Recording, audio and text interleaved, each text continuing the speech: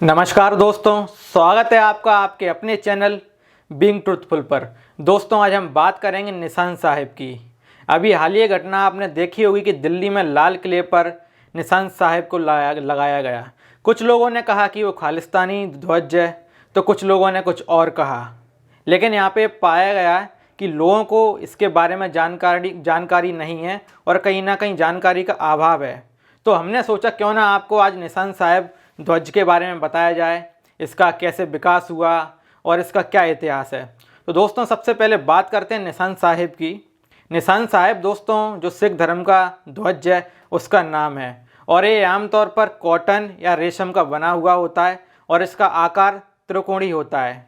इसके सिरे पर एक लटकन होती है जो कॉटन पे होती है और आमतौर पर आपने देखा होगा गुरुद्वारे अगर आप घूमने गए हैं तो बाहर आपने देखा होगा कि एक पोल होता है, उसके ऊपर सबसे ऊपर एक ध्वज लगा होता है, उसी को निशान साहिब कहा जाता है।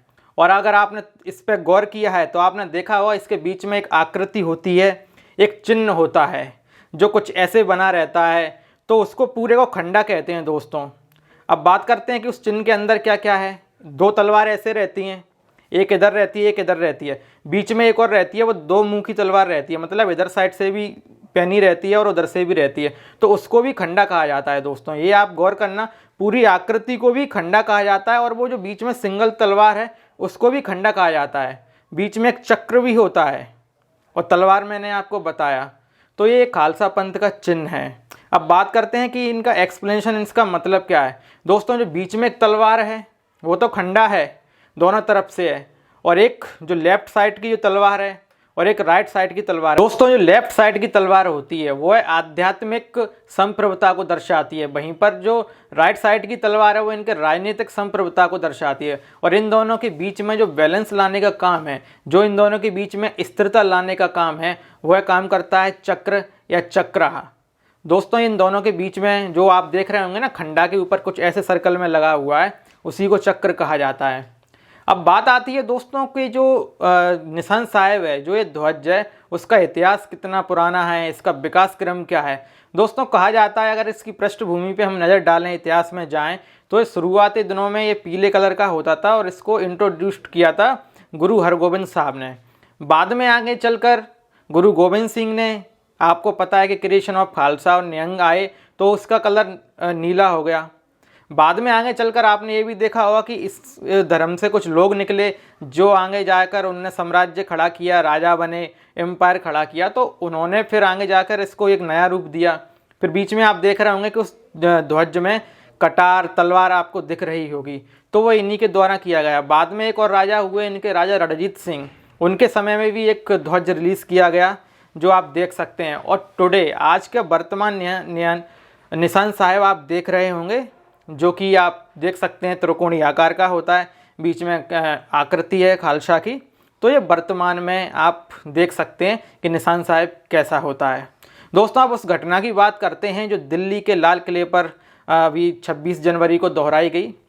इसमें कोई शक नहीं है कि ये शर्मनाक था और कुछ लोगों की वजह से कभी कभी पूरे देश को शर्मिंदा होना पड़ता है। लेकिन बात आती है कि कुछ लोगों ने कहा कि वो खालिस्तानी ध्वज था। तो आज हमें जानने की कोशिश करते हैं कि खालिस्तानी ध्वज और निशान साहिब में क्या फ़र्क है। दोस्तों, जो खालिस्तानी ध्वज होता है वह रेक्टेंगुलर होता है और उस पर खालिस्तानी लिखा रहता है।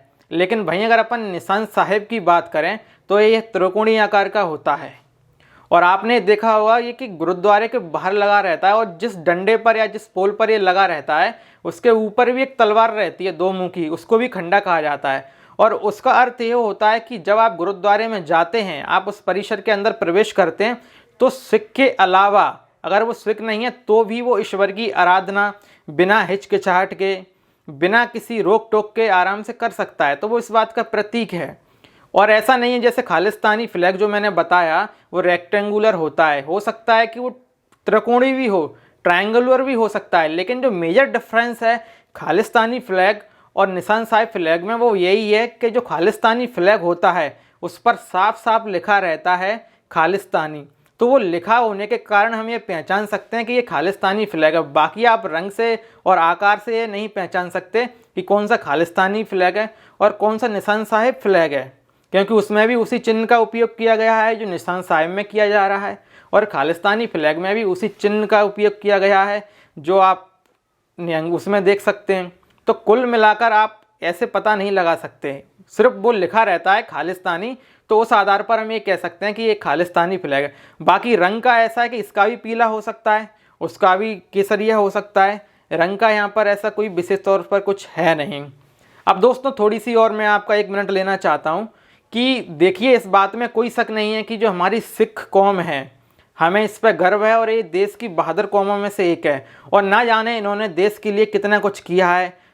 पहले भी हम अगर पास्ट की बात करें तो इन्होंने बहुत आगे बढ़ चढ़कर कुर्बानियाँ दी हैं देश के लिए, और वर्तमान में भी दे रहे हैं और भविष्य में भी देते रहेंगे। आप देखते होंगे हमारे डिफेंस सिस्टम में सबसे ज़्यादा आपको सिख लोग मिलेंगे, क्योंकि वो देश की सेवा करना चाहते हैं। उनके मन में जो देश के प्रति सम्मान है, जो श्रद्धा है, शायद ही मैं किसी कम्युनिटी में देखता हूँ।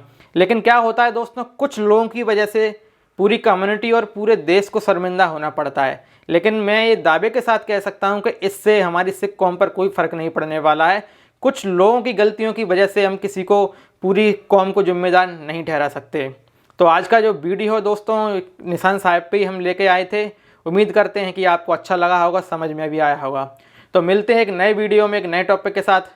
Thank you so much.